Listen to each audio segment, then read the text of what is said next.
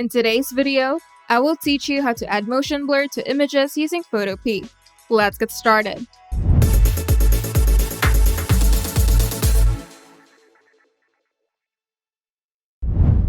First, open Photopea in your browser, then click on File, then Open, and select the image that you want to add the motion blur to.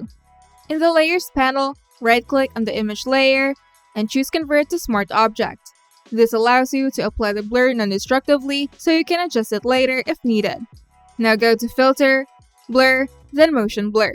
Then set the angle to the direction that you want the blur to move in.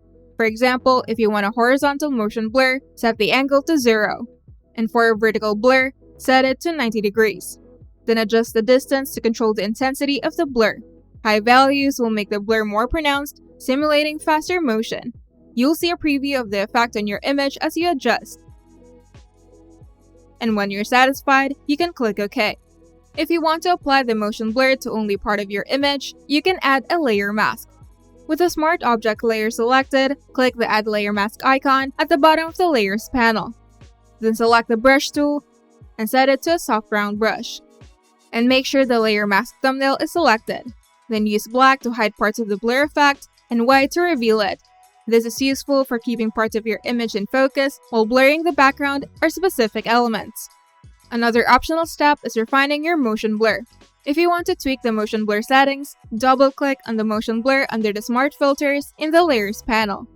Then readjust the angle and distance as needed, then click OK to apply.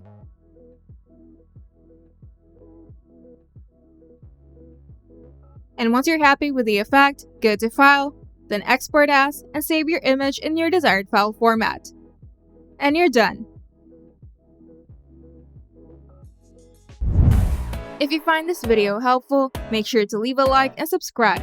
And if you want to see more tutorials, turn on the notification bell to get notified whenever we upload new videos.